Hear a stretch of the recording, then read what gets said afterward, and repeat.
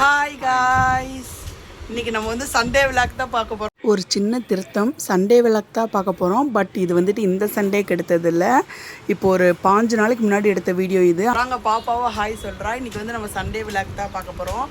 இப்போ மணி என்ன ஆகுதுன்னா, இங்கே பாருங்க 9:30 ஆயிடுச்சு. எங்கள் வீட்டில் காலையில் டிஃபன் ரெடி ஆயிடுச்சு. எப்போவுமே டிஃபன் ரெடி ஆயிடுச்சு. நல்ல டிஃபன் தான். இந்த பிஸ்கட்டு, இந்த டீ தான். எப்போவுமே எங்கள் வீட்டில் காலையில் சண்டே டிஃபன்னா அது வந்துட்டு பிஸ்கெட்டு டீ தான். சண்டே வந்து நாங்கள் மார்னிங் எதுவுமே செய்ய மாட்டோம். மார்னிங் எந்திரிக்கிறதே லேட்டாக தான் எந்திரிப்போம். இப்போ தான் 9 மணிக்கு தான் எல்லோரும் எந்திரிச்சோம். அரை மணி நேரத்தில் என்னங்க டிஃபன் செய்ய முடியும்? இப்போ வேறு மார்க்கெட்டுக்கு கண்ணு அடிக்கக்கூடாது. இப்போ வேறு மார்க்கெட்டுக்கு போகணும். ஸோ அதனால் காலையில் எப்போவுமே சண்டேனா எங்கள் வீட்டில் ஒரு டம்ளர் டீயும் ஆளுக்கு 4 பிஸ்கெட்டு தான். போயிட்டு மார்க்கெட்டில் போயிட்டு காயெல்லாம் வாங்கிட்டு கறி எடுத்துட்டு வந்து தான் சாப்பிடுவோம். லஞ்சு மார்னிங்க்கும் சேர்த்து லஞ்சில் சாப்பிட்டுக்கோங்க. அப்படி தானே இவ்வளோ நாளாக சாப்பிட்றீங்க? அது கரெக்டு தானே? நீங்களாம் கமெண்டில் சொல்லுங்கள். ஓகே, வீடியோக்குள்ளே போகலாம்.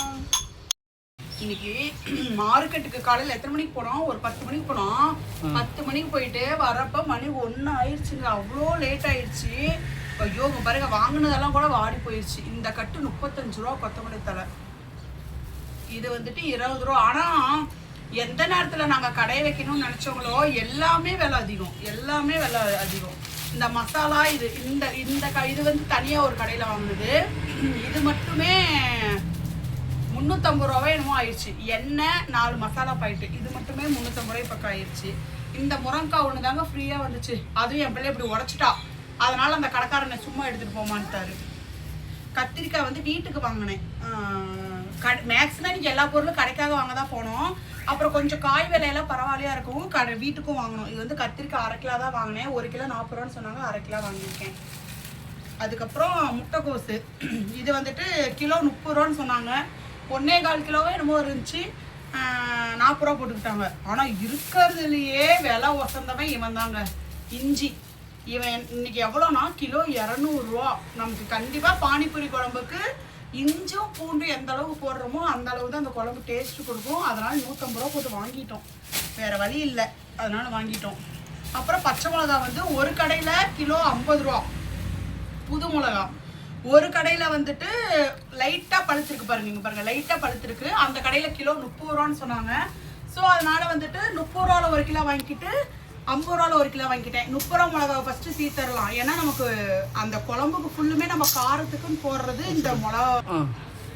நம்ம வந்துட்டு பானிபூரி குழம்புக்குன்னு சொல்லி காரத்துக்குன்னு போடுறதே பச்சை மிளகா தான். ஸோ அதனால் நமக்கு பச்சை மிளகா நிறைய வேணும். அப்புறம் ரசப்பூரிக்கு பச்சை மிளகா தான் வேணும். அதனால் பச்சை மிளகா வந்து நிறையவே வாங்கியாச்சு. இது வந்துட்டு 30 ரூபா மிளகா, இது வந்துட்டு 50 ரூபா மிளகா. இது நல்லாவே இருக்குது காவிட்டா. அப்புறம் பீட்ரூட்டெல்லாம் எவ்வளோங்க சொன்னாங்க? கிலோ 50-60. பீட்ரூட் 50-60 சொன்னாங்க. கேரட் வந்து கிலோ 100 ரூபா சொன்னாங்களா? கேரட்டு கிலோ 100 ரூபா சொன்னாங்க. செம்ம ரேட்டு. அப்புறம் வீட்டுக்காக முள்ளங்கி வாங்கினேன். முள்ளங்கி 1/2 கிலோ, 1 கிலோ 30 ரூபா. நாங்கள் 1/2 கிலோ மட்டும் வாங்கிக்கிட்டேன். அவ்வளோதான். இது வந்து காய் ஐட்டம், அவ்வளோதான். இது வந்து பீட்ரூட்டு கேரட் வந்து முந்தா நாள் தான் இவர் வாங்கிட்டு வந்தார். ஸோ அதனால் கேரட் இருக்குது. பீட்ரூட் மட்டும் ஒரு 1 கிலோ வாங்கிக்கிட்டேன். வீட்டுக்கு பாதி கடைக்கு பாதி அப்படின்னு சொல்லி கணக்கு வச்சு வாங்கிட்டேன். இப்போ இதெல்லாம் வந்து ஃப்ரிட்ஜில் அடுக்கி வைக்கணும். அதுதான் வேலை. அடுத்தது இந்த இருங்க நிமிஷம் வரேன். இந்த மூட்டைலாம் என்னான்னு பார்த்தீங்கன்னா நம்ம பானிபூரி கடைக்கு தேவையானது. நாங்கள் எப்போவும் அன்னன்னைக்கு விற்கிறது மட்டும்தான் வாங்குவோம். அன்னன்னைக்கு முதல் நாள் விற்போம். அதை வச்சு அடுத்த நாள் என்ன தேவையோ அதை வாங்கிக்குவோம். இவர் வந்துட்டு காலையில் இவர் தான் போய் கடையில் வாங்கிட்டு வருவார். இவர் இப்போ என்கிட்ட என்ன சொல்லிட்டாருன்னா, என்னால் முடியல, நைட்டு 1:30க்கு தான் தூங்குறோம் 2 பேருமே. நானாக தான் அடுத்த நாள் காலையில் 8 மணிக்கு தான் எந்திரிப்பேன். இவர் கடைக்கு போகணுங்கிறதுக்காக 7 மணிக்கே எந்திரிச்சிடுறாரு. நான் பகலில் டைம் கிடச்சா ஒரு 1 மணி நேரம் 1/2 மணி நேரம் தூங்குறேன். இவர் அறவா தூங்குறதே இல்லை. அதனால இவர் என்னால் முடியல, ஒட்டுக்கா வாங்கிட்டு வரலான்னு சொல்லவும், அதுக்குன்னு பெருசாலாம் ஒட்டுக்கா ஒன்றும் வாங்கிட்டு வரல. இது கடைசியாக காட்டுறேன். நான் பெருசாலாம் ஒட்டுக்கா வாங்கிட்டு வரல. ரொம்ப முக்கியமான இப்போ தேவை, கடையில் தேவைங்கிறது மட்டும் இப்போதைக்கு வாங்கிட்டு வந்துருக்குறோம். இது இந்த தட்டு ஒரு 50 மட்டும் வாங்கணும். எப்பயும் 100 வாங்குவோம். இந்த தடவை அமௌண்ட் பத்தல. ஸோ அதனால் ஒரு 50 வாங்கிக்கிட்டேன். அப்புறம் நீங்கள் எல்லாரும் கேட்டால் மசாலா வாங்கிட்டு வந்தாச்சு. கொரியர் போகிறது மட்டும்தான் பெண்டிங்கு. கொரியர் நாளைக்கு வந்து நான் போஸ்ட் ஆஃபீஸில் எவ்வளோன்னு சொல்லி விசாரிச்சுட்டு உங்களுக்கெல்லாம் மசாலா போட்டுறேன். ஒரு 4 பேர் கேட்டிருந்தீங்க. ஸோ அதனால் ஒரு 4 பாக்கெட்டு மசாலா வாங்கிட்டு வந்திருக்கிறேன்.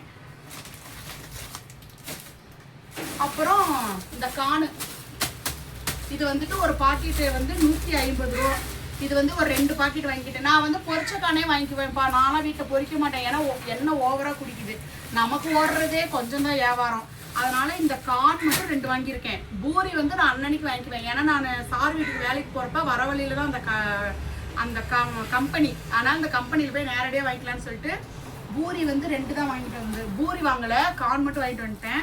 இது வந்துட்டு இந்த முட்டை வச்சு கொடுக்கறதுக்காக பிளேட்டு. இதெல்லாம் தெரியுதாங்க? தெரியுது. முட்டை வச்சு கொடுக்குறேன். அப்புறம் ரசப்பூரி நேற்றே ஃபுல்லாக தீர்ந்துருச்சு. கடை வைக்கிறேன்னு சொல்லி ஸ்டார்ட் பண்ண அன்னைக்கு ஒரு பாக்கெட் ரசப்பூரி வாங்கிட்டு வந்தேன். அந்த ஒரு பாக்கெட் ரசப்பூரியே நேற்று தான் முடிச்சிருக்கேன். கிட்டத்தட்ட எவ்வளோ 20 நாள் அந்த பானிபூரி, இந்த ஒரு பாக்கெட்டை 20 நாள் வச்சு ஓட்டியிருக்கேன். அப்போ நமக்கு கடை எந்த அளவுக்கு ஓடி இருக்குன்னு பாருங்க. அதனால இப்போ மறுபடியும் இன்னைக்கு ஒரு பாக்கெட் வாங்கிட்டு வந்திருக்கேன். டக்கு டக்குன்னு தீர்ந்துட்டா பரவாயில்ல எதுனாலுமே. இந்த ஸ்பூனு முன்ன 20 ரூபாய்க்கு இருந்த ஸ்பூனுக்கு 25 ரூபா. ஆனால் எல்லாமே விலை ஏறிடுச்சு. நாங்கள் போன தடவை கடை வச்சிருந்தப்போ இதோட ரேட் எல்லாமே வேற. ஆனால் இந்த தடவை நான் இன்னைக்கு தான் நேரில் போய் வாங்கினேன். மற்ற நாளில் அவர் வாங்கிட்டு வரனால எனக்கு தெரியாது. இன்னைக்கு தான் நான் நேரில் போய் வாங்குறப்ப பார்க்குறேன் இதெல்லாம் இவ்வளோ ரேட்டு. எல்லாமே 10 ரூபா 5 ரூபா எல்லாமே விலை ஏறிடுச்சு. ஆனால் பானிபூரியை மட்டும் விலை ஏற்ற முடியல. 30 ரூபா பார்சல் 35 ரூபான்னு சொன்னாலே மேலே இங்கேயும் பார்க்குறாங்க. அப்புறம் இந்த பட்டாணி, அந்த சுண்டல் குழம்புக்கு உண்டான பட்டாணி, இதெல்லாம் 1/2 கிலோ தாங்க வாங்கினேன். ஓட வாங்கிக்கலாம். இது எப்படி 1 வாரம் வச்சு நான் ஓட்டிக்குவேன். ஸோ அதனால 1/2 கிலோ தான் வாங்கினேன். இது வந்து பாஸ்மதி அரிசி 1/2 கிலோ பிரியாணி செய்யறதுக்காக வாங்கினேன். அவ்வளோதான். இன்னைக்கு வந்து நம்மளுடைய மார்க்கெட் ரொட்டீன் இவ்வளோதான். அடுத்து நம்ம சமையல் வீடியோவை பார்க்கலாம். சமையல் செய்ய போகிறேன். முன்னாடி தானே நிற்கிறா. அப்புறம் இது என்னன்னு சொல்லாம விட்டுட்டேன், தனியாக வச்சுட்டேனே. இது வந்துட்டு பாப்பாவுக்காக தீனி வாங்கினேங்க. இது வந்து ஒரு புது கடை. எது வாங்கினாலும் 20 ரூபான்னு சொல்லி போட்டிருந்தாங்க.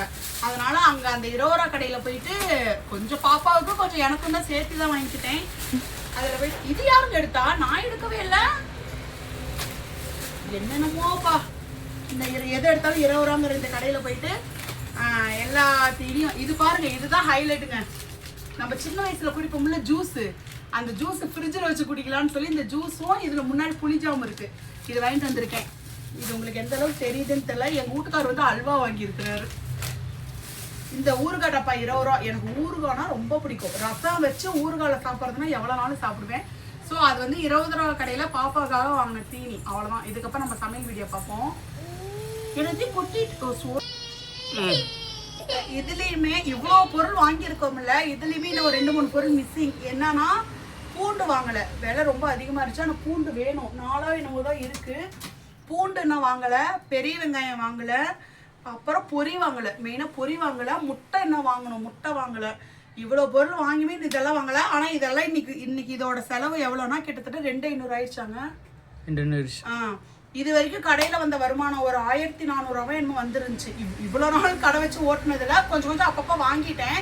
அந்த மீதி ஒரு 1,400 ரூபா இருந்துச்சு. அந்த 1,400 ரூபாவும் அதோட இவர் சம்பளத்தையும் நான் கையில் வச்சிருந்த காசு எல்லாத்தையும் போட்டு மறுபடியும் இதெல்லாம் ஒட்டுக்கா வாங்கிட்டு வந்து வச்சுருக்கோம்.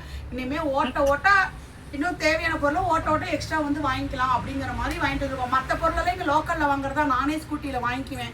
ஸோ இதெல்லாம் தான் அவர் இருக்கிறப்ப வாங்குவோம். அதுக்காக தான் வெயிட் பண்ணிட்டு இருந்தேன். எல்லாமே வாங்கி வச்சு இதுக்கப்புறம் தேவையான பொருள் அன்னன்னைக்கு பொருள் நம்ம வாங்கிக்குவோம்.